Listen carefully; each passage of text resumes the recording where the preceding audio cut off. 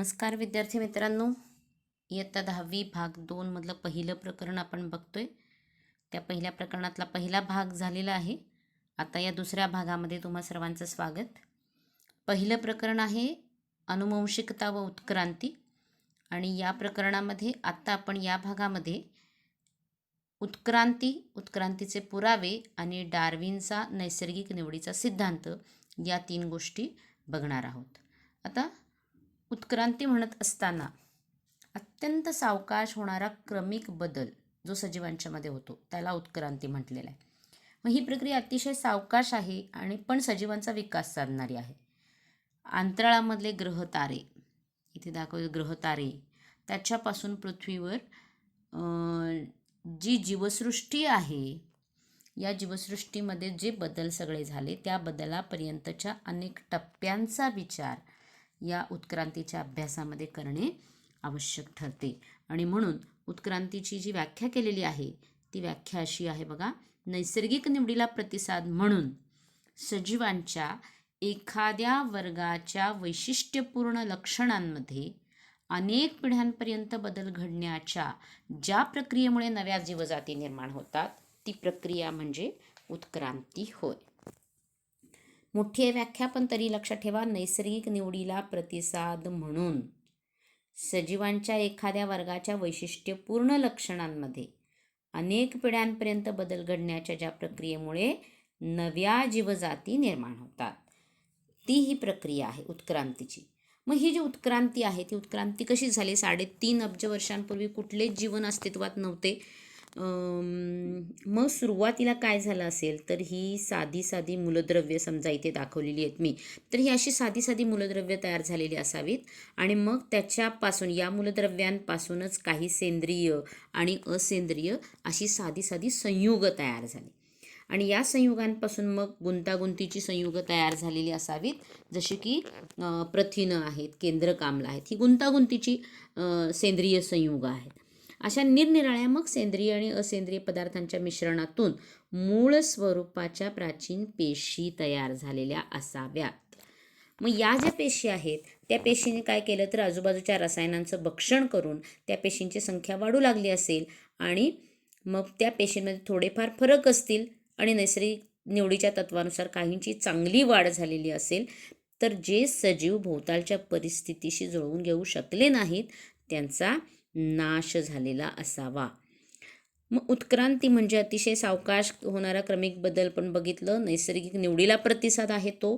तर हे जे टप्पे आता मी सांगितले हे टप्पे आहेत की पहिला जीव जो तयार झाला, त्याच्यानंतर वेगवेगळा बदल त्याच्यामध्ये झाला, पेशींच्या रसायनांच्या भक्षण करण्याची क्रिया आणि संख्येमध्ये वाढ झाली, नैसर्गिक निवडीच्या तत्वानुसार सभोवतालच्या परिस्थितीशी जुळवून घेणारे पुढे उत्क्रांत झाले आणि जे जुळवून घेऊ शकले नाहीत ते नाश पावले. आणि त्यामुळं पृथ्वी तलावरची जे वनस्पती आहेत, जे प्राणी आहेत, त्यांच्यामध्ये आज दिसणारी जी विविधता आहे ती आम्हाला दिसून येते. आणि म्हणून सजीवांची उत्क्रांती हा सजीवांचा क्रमविकास म्हणजे उत्क्रांती किंवा क्रमविकास असा हा सिद्धांत याला म्हटलं जातं. मग आता हा सिद्धांत काय आहे बघा, ज्याला थिअरी ऑफ इव्होल्युशन म्हणतात, उत्क्रांतीचा सिद्धांत. या सिद्धांतामध्ये जीवद्रव्यापासून हजारो वर्षानंतर एकपेशीय सजीवांची निर्मिती झालेली असावी आणि या एकपेशीय सजीवांमध्ये बदल घडून त्यापासून पुन्हा विकसित सजीव जे आज आपल्याला बघायला मिळतात, म्हणजे जास्त मोठे झाले, अधिक जटिल असे झाले, तर हे विकसित झाले हळूहळू आणि क्रमाक्रमानं ते होत राहिले. म्हणून उत्क्रांती ही संघटनात्मक आहे. संघटनात्मक उत्क्रांती आणि सजीवातील बदल आणि विकास होत गेलेल्या प्रक्रियेच्या क्रमविकास, त्या क्रमविकासाला संघटनात्मक उत्क्रांती असं म्हणतात. तर प्रागतिक विकास आहे भिन्न रचना असलेल्या आणि कार्य असलेल्या पूर्वजांपासून वनस्पती आणि प्राणी अशा यांची प्रगती होत होत विकास होत गेला, त्याला उत्क्रांती म्हणतात. म्हणजे उत्क्रांतीची आणखी एक ही व्याख्या आपल्याला लक्षात ठेवायला हवी आहे. भिन्न रचना आणि कार्य असलेल्या पूर्वजांपासून वनस्पती व प्राण्यांचा प्रागतिक विकास होणे म्हणजे उत्क्रांती. आता उत्क्रांतीचे हे असे सिद्धांत मांडले गेले, पण शास्त्रामध्ये आपल्याला माहिती आहे की नुसते सिद्धांत मांडून कुणी त्याला मान्य करत नाही, तर त्याला पुरावे देणं गरजेचं असतं. म्हणजे तुम्ही हे म्हणता ठीक आहे, पण त्याला पुरावा काय आहे तर असे मग उत्क्रांती हा सिद्धांत इतका महत्त्वाचा ठरला की त्याचे वेगवेगळे पुरावे सुद्धा देता आले. आता या पुराव्यामध्ये काय आहे बघा, पहिला आहे बाह्यरूपीय पुरावा. मग बाह्यरूपीय पुरावा म्हणत असताना आपण एक इथे मी हे दाखवले तुम्हाला बघा, की वेगवेगळ्या प्रकारच्या वनस्पतींची पानं, पानांची रचना किंवा पानांचा शिराविन्यास, पानांचा आकार, पर्णदेठ हे सगळं समान असतं. म्हणजे भिन्न वनस्पती आहेत, पण या एका गटामध्ये अशा त्या बसतात. मग याच्यावरून आपण म्हणू शकतो की ह्या सगळ्या पानांची रचना एकसारखी आहे किंवा त्यांचा शिराविन्यास एकसारखा आहे. इथे देठांची रचना बघितली तर ती एकसारखी आहे. मग जे एकसारखं त्यांच्यामध्ये दिसतं, जर त्यांच्यामध्ये असं काही साम्य असेल तर यांचे पूर्वज नक्की एकसारखे असावेत, म्हणजेच त्यांचा उगम हा समान असावा असं म्हटलेलं आहे. प्राण्यांच्या बाबतीत म्हटलं तरच बघा इथे दाखवलेले आहेत हे 3 प्राणी. तोंडाची रचना असेल, त्यांच्या डोळ्यांचे स्थान आहे, नाकपुडे आहे, कानांची रचना आहे, तसंच त्यांच्या अंगावरचे दाट केस आहेत. या सगळ्यांमुळं त्यांची बाह्यरूपिकी आहे ही. ते हे बाह्यरूपिकी पुरावे, मॉर्फॉलॉजी त्यांची, आणि त्या पुराव्यांच्यावरून आपण म्हणू शकतो की त्यांचे पूर्वज एक असावेत. दुसरं आहे शरीरशास्त्रीय पुरावे.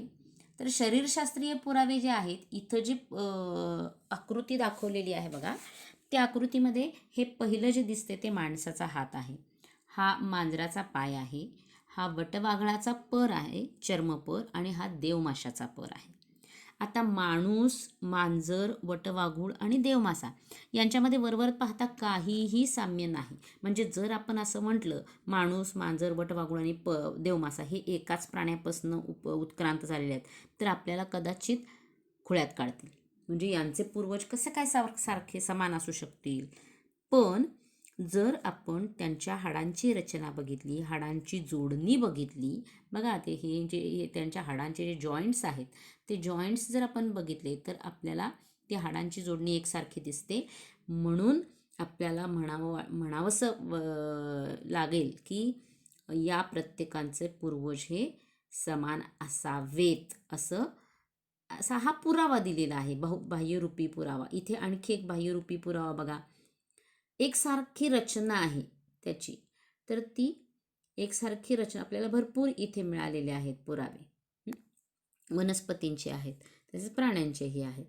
पुढचा पुरावा जो आहे, 2 पुरावे आपण बघितले, बाह्यरूपी पुरावा आणि शरीरशास्त्रीय पुरावा. तिसरा पुरावा जो आहे तो म्हणजे अवशेषांग. अवशेषांग म्हणजे काय, तर सजीवांमध्ये ऱ्हास पावलेल्या किंवा अपूर्ण वाढ झालेल्या निरुपयोगी जी इंद्रिय असतात, निरुपयोगी इंद्रिय आहेत, म्हणजे आपल्याच शरीरामध्ये आहेत पण ती आपल्याला फारशी उपयोगी नाहीत. म्हणजे कधीतरी बघा काय होतं की आपण पोट दुखायला लागले म्हणून दाखवायला जातो डॉक्टरांकडे, आणि डॉक्टर म्हणतात की तुमचं अपेंडिक्सला सूज आलेली आहे आणि ते अपेंडिक्स काढायला पाहिजे. मग आता हे अपेंडिक्स काढायचं, आमच्या शरीरामधला एखादा भाग काढायचा, मग तो काढल्यानंतर आपल्याला काही फरक पडणार नाही का? मग जर फरक पडणार नसेल तर तो अवयव आपल्या शरीरामध्ये आहेच कसा, आपल्याला त्याचा काही उपयोग नाही आहे. तर असे काही अवयव असू शकतात ज्याचा आपल्याला उपयोग नाही, म्हणजेच निरुपयोगी आहेत. पण ते काही वेळेला काहींची अपूर्ण वाढ झालेली असते, काही वेळेला ते ऱ्हास पावलेले असतात. असे निरुपयोगी काही अंग आहेत, अवयव आहेत, इंद्रिय आहेत, त्यांना म्हणतात अवशेषांग. आणि मग त्या पद्धतीनं आपल्या शरीरामधलं हे अपेंडिक्स, ज्याला मराठीमध्ये आपण आंत्रपुच्छ असं म्हणतो, ते आपल्या शरीरामध्ये असणारं अवशेषांग आहे. मग एका विशिष्ट परिस्थितीमध्ये सजीवातील एखादी रचना ही उपयुक्त असते, तर भिन्न परिस्थिती निरुपयोगी असते. मग अशा परिस्थितीमध्ये नैसर्गिक निवडीच्या प्रक्रियेनं काही इंद्रिय जी आहेत ती इंद्रिय नाहीशा होण्याच्या मार्गाला लागतात, जर म्हणजेच त्याचा उपयोग नसेल तर. आणि मग हळूहळू नाहीशी होण्याच्या मार्गावर लागतात, आणि मग हजारो वर्षानं ती नाहीशी होतात. म्हणजे पुढं एखादी पिढी अशी येते की त्यांच्यामध्ये ही इंद्रिय दिसत नाहीत. आंत्रपुच्छ म्हटलं की ते रवंथ करणाऱ्या प्राण्यांच्यासाठी उपयोगाचं आहे, पण माणसासाठी काही नाही. तसंच माणसामध्ये असणारे कानाचे स्नायू, माकडामध्ये कान हलवणारे असतात पण माणूस काही आपला कान हलवत नाही. आणखी माणसामध्ये म्हटलं तर अंगावरचे केस आहेत, अक्कलदाढ आहे आपली, त्याला अक्कलदाढ म्हणतात का, तर 18 वर्षानंतर ती कुठंतरी येते, कधीतरी पुढं कधी पण येते, म्हणून त्याला एक समज असा की अक्कल आल्यानंतर ती दाढ येते. पण त्यापूर्वी आपल्याला ती अक्कलदाढ नसते, त्याचा काहीच उपयोग नसतो का मग? त्याचा उपयोग नाही आहे, ती निरुपयोगी आहे, पण ते अवशेषांग आहे आपल्या शरीरामध्ये. तर अशी अवशेषांग म्हणजे पूर्वजांपासून आलेले, माकड हाड आपण म्हणतो माकडापासून आलेलं आहे, तर ते शेपटीचं हाड आहे. शेपटीचा वापर माकडानं बंद केला, कमी केला, म्हणून हळूहळू त्याची शेपूट काय व्हायला लागली, कमी व्हायला लागली, आणि शेपूट कमी कमी होत ती नाहीशी झाली आणि फक्त हाड राहिलं, म्हणून त्याला आपण माकड हाड म्हणतो. तर या पद्धतीनं ही अवशेषांग इथं दाखवलेली आहेत बघा. वेगवेगळ्या आकृतींच्या सहाय्याने आपल्याला ही आंत्रपुच्छची आकृती आहे, ही अक्कल झाडाची आकृती आहे. त्याच्यानंतर पुढचं जे आहे, पुढचा पुरावा जो आपण सांगू शकतो तो म्हणजे पुराजीव विषयक पुरावे किंवा जीवाश्म विषयक पुरावे. आता जीवाश्म काय आहे इथं दाखवलेलं आहे बघा. जीवाश्म म्हणजे काय आहे ते आकृतीच्या सहाय्याने आपल्याला लक्षात येतं की हे फॉसिल्स म्हणजे जीवाश्म आहेत, हे सगळे जीवाश्म आहेत. मग जीवाश्म म्हणजे काय, तर आपल्याला वाटतंय की काहीतरी प्राण्यांचं आहे, त्या प्राण्यांची हाडं आहेत. मग ही हाडं कुठनं आली, तर काही प्राणी वनस्पती काय होतात, तर नैसर्गिक आपत्ती जेव्हा येतात मोठ्या मोठ्या, तेव्हा जिवंत गाडले जातात किंवा पृथ्वीच्या ह्याच्यामध्ये सजीव असे गाडले जातात आपत्तीमुळं. मोठा भूकंप आला तर मग ते गाडले गेल्यानंतर काय होतं, त्यांच्यावरती उच्च तापमान, दाब यांची प्रक्रिया होते, वाऱ्याची प्रक्रिया होते, आणि ह्या सगळ्यांची प्रक्रिया होऊन त्यांच्यावरती खडक तयार होतात. आणि मग ते खडक तयार झाल्यामुळे त्या खडकाच्या खाली ते तसेच राहतात त्यांचे ठसे. आता हे लक्षात येईल तुमच्या हे बघितल्यानंतर की हे खडकाच्या खाली त्यांचे हाडांचा सांगाडा जो आहे तो तसाच राहिला, हे ठसे तसेच सुरक्षित राहिले. या ठशांनाच म्हणतात जीवाश्म. आणि मग या जीवाश्मांचा जो अभ्यास आहे तो अभ्यास उत्क्रांतीसाठी खूप महत्त्वाचा ठरला. उत्क्रांतीचा पुरावा म्हणून या जीवाश्मांचा अभ्यास खूप महत्त्वाचा ठरला, कारण त्याच्यामध्ये कार्बनी वयमापन हे या जीवाश्मशास्त्रामध्ये एक आहे. कार्बनी वयमापन म्हणजे काय बघा, तर कार्बनशी संबंधित आहे एवढं तरी आमच्या लक्षात आलं. कार्बनी वयमापन म्हणजे मग हा कार्बन कुठला, तर आपल्या शरीरामध्ये असतो. आपलं शरीर असतो म्हणजे आपण ग्रहण करतो. मग जेव्हा प्राणी किंवा वनस्पती मरतात तेव्हा त्यांचं कार्बन ग्रहण करणं थांबतं, आणि ग्रहण करणं थांबल्यामुळं त्यांच्या शरीरामध्ये जे कार्बन-14 हे किरणोत्सारी समस्थानिक असतं, ते किरणोत्सारी समस्थानिक ऱ्हास पावायला सुरू होतं. किरणोत्सारी समस्थानिकाचा ऱ्हास व्हायला लागतो, आणि मग तो ऱ्हास झाल्यामुळं शरीरामधलं कार्बन-12 हे किरणोत्सारी नाही आहे, पण कार्बन-12 आणि कार्बन-14 यांचं जे गुणोत्तर आहे ते गुणोत्तर काय होतं, बदलत राहतं. कार्बन-14 ऱ्हास पावायला लागल्यामुळं त्यांचं दोन्हींचं प्रमाण वेगवेगळं झालं ना, गुणोत्तर वेगवेगळं झालं, तर हे गुणोत्तर स्थिर राहत नाही, ते बदलत राहतं. आणि त्यामुळं जर समजा आपल्याला एखादं जीवाश्म असं मिळालं किंवा एखादा ठसा मिळाला किंवा मृतावशेष मिळाले, तर त्या मृतावशेषामधलं कार्बन-14 आणि कार्बन-12 यांचं गुणोत्तर काढलं जातं, आणि त्या गुणोत्तरावरनं तो सजीव कधी मेलेला आहे हे आपल्याला कळतं. म्हणजे त्याला मृत होऊन किती काळ लोटला हे आम्हाला कळतं. प्राणी मृत झाल्यानंतरचा त्याच्यामध्ये जी C14 आहे, कार्बन-14 आहे, त्याची सक्रियता आणि त्याचं गुणोत्तर C12 यांच्या सहाय्यानं ते काळ तो काढता येतो. याला कार्बनी वयमापन असं म्हणतात, कार्बनी वयमापन. आणि ही पद्धती शोधून काढणारा शास्त्रज्ञ आहे विलार्ड लिबी. हा तो शास्त्रज्ञ बघा, विलार्ड लिबी. विलार्ड लिबी या शास्त्रज्ञानं हे कार्बनी वयमापन शोधून काढलं. आता हे कार्बनी वयमापन शोधून काढलं, मग त्याचा फायदा काय झाला कार्बनी वयमापनाचा, तर कार्बनी वयमापनामुळं माणसाचे अवशेष आणि जीवाश्म, हस्तलिखित काही असतात बघा पुराजीवमधली, तर त्यांचा काळ ठरवण्यासाठी त्याचा उपयोग होऊ शकतो. त्या काळच्या सजीवांबद्दल माहिती मिळवणं सोपं होतं, आणि मग ती माहिती घेत घेत काय ठरलं की अपृष्ठवंशीय प्राण्यांपासून हळूहळू पृष्ठवंशीय प्राण्यांचा उद्भव झालेला असेल असा एक अंदाज लावला जातो. म्हणजे आपल्या पुस्तकामध्ये एक आकृती आहे भूस्तर रचना आणि जीवाश्माची, तर त्याच्यावरून आपण सांगू शकतो की सुरुवातीला अपृष्ठवंशीय प्राणी आले असतील, त्याच्यानंतर मत्स्य असतील, त्याच्यानंतर उभयचर, मग सरीसृप, आणि मग पक्षी, आणि मग सस्तन प्राणी वगैरे असा विकास झालेला असावा. म्हणजे अशी उत्क्रांती प्राण्यांची झालेली असावी, हे विलार्ड लिबीनं शोधून काढलं. कार्बनी वयमापन त्याच्या सहाय्यानं हे संशोधन झालं. आता पुढचा जो पुरावा आहे तो म्हणजे जोडणारे दुवे. जोडणारे दुवे किंवा कनेक्टिंग लिंक. आता कनेक्टिंग जोडणारे काही प्राणी असे आहेत, प्राणी असतील किंवा वनस्पती असतील, सजीव म्हणूयात आपण, तर त्यांच्यामधली जर आम्ही लक्षणं बघितली, शारीरिक लक्षणं, तर त्यांचा दोन भिन्न गटांशी संबंध जोडता येतो. म्हणजे एक लक्षण एका गटातलं आणि दुसरं लक्षण दुसऱ्या गटातलं, असं करून त्यांच्यामध्ये काय होतं, दोन वेगवेगळी लक्षणं, दोन वेगवेगळ्या गटांची लक्षणं दिसतात. मग अशा प्राण्यांना आपण असे प्राणी म्हणजे जोडणारे दुवे आहेत. मग हे जोडणारे दुवे जर आपण बघितले तर त्यांची उदाहरणं आपल्याला दिलेली आहेत पुस्तकामध्ये. ही उदाहरणं बघा काय काय आहेत. पेरिपॅटस नावाचा प्राणी आहे, पेरिपॅटस. तर हा जो पेरिपॅटस आहे, हा पेरिपॅटस आहे इथे दाखवलेला. तो पेरिपॅटस जो आहे, त्या पेरिपॅटसचं काय होतं, वलयी प्राण्यांप्रमाणे त्याचं जे शरीर आहे ते खंडीभूत आहे, म्हणजे खंड खंड दिसून येतात आणि पातळ असं आवरण पण आहे. तर संधिपात प्राण्यामुळं त्याच्यामध्ये काय आहे, खुली रक्ताभिसरण संस्था आहे, श्वासनलिका आहे. त्यामुळं हा जो पेरिपॅटस आहे तो वलयी प्राणी आणि संधिपात यांच्यामधला जोडणारा दुवा आहे, ॲनिलिडा आणि संधिपात प्राणी. तसं डकबिल प्लॅटिपस जो आहे, डकबिल प्लॅटिपस, डकबिल म्हणजे हा डकबिल प्लॅटिपसचं काय आहे, तर तो सरीसृप प्राण्यांप्रमाणे अंडी घालतो, पण सस्तन प्राण्यांप्रमाणे त्याच्यामध्ये दुग्धग्रंथी असतात, शरीरावर केस असतात.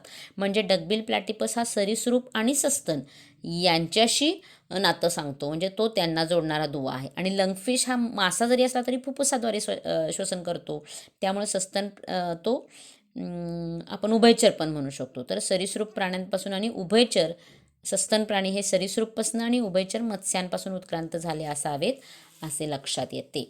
तर हे जे दाखवलेले आहेत ते कनेक्टिंग लिंक्स किंवा जोडणारे दुवे, त्यांचे अधिक आपल्याला डिटेलमध्ये हे थोडे जवळून असे थोडेसे फोटो आपण घेतले तर आपल्याला लक्षात येईल.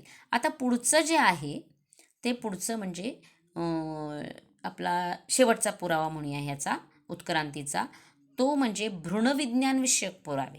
आता भ्रूणविज्ञानविषयक पुरावे, भ्रूणविज्ञान म्हणजे काय, आता ही आकृतीच तुम्हाला सगळं सांगून जाते.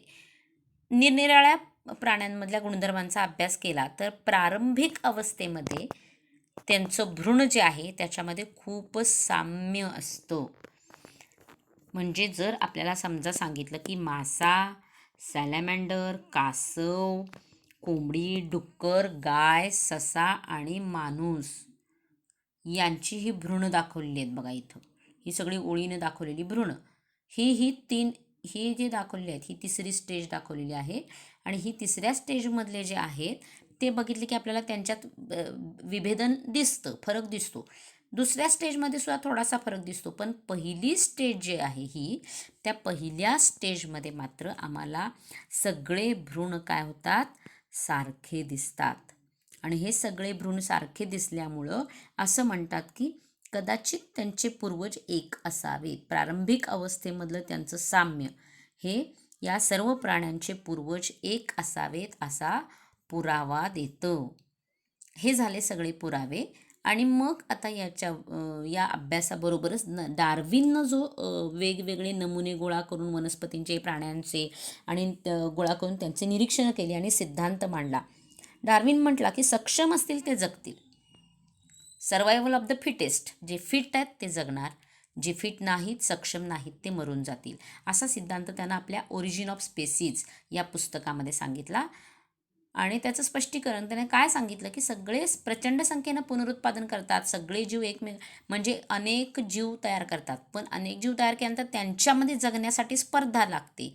आणि मग ज्याच्याकडं स्पर्धेत जिंकण्यासाठी आवश्यक गुणधर्म असतात तोच ते तगून राहतो याच्यामध्ये. मग निसर्गामध्ये सुयोग्य जीवन जगतात ते टिकून राहणारे आणि बाकीचे मरतात. यालाच नैसर्गिक निवडीचा सिद्धांत असं म्हणतात किंवा डार्विनचा नैसर्गिक निवडीचा सिद्धांत. म्हणजे जगलेले आहेत ते पुन्हा दुसऱ्या सजीवांना जन्माला घालतात आणि वेगळी वैशिष्ट्यासह नवीन प्रजाती तयार करतात. म्हणजे हा डार्विनचा सिद्धांत आजपर्यंत मान्य आहे, पण तरीसुद्धा काय आहे तर डार्विनच्या सिद्धांताला काही आक्षेप घेण्यात आलेले आहेत की ही एकच नैसर्गिक निवड ही एकच गोष्ट कारणीभूत नाही आहे उत्क्रांतीला. आणि दुसरं म्हणजे डार्विननं जे सांगितलं, हा डार्विन आहे बघा खाली. डार्विननं जे सांगितलं ते उपयोगी आणि निरुपयोगी बदलांचं स्पष्टीकरण त्यानं दिलेलं नाही आणि सावकाश होणारे बदल आणि एकदम होणारे बदल याचाही उल्लेख डार्विननं केलेला नाही. तर पण तरीसुद्धा काय झालं, असं असलं तरीसुद्धा डार्विननं केलेलं कार्य हे एक मैलाचा दगड आहे. म्हणजे हा जो चार्ल्स डार्विनचं जे काम आहे ते खरोखर या उत्क्रांतीमध्ये एक मैलाचा दगड आहे. खूप चांगलं काम आहे. म्हणून डार्विनला सलाम करून आपण हा भाग इथं थांबवूया. धन्यवाद.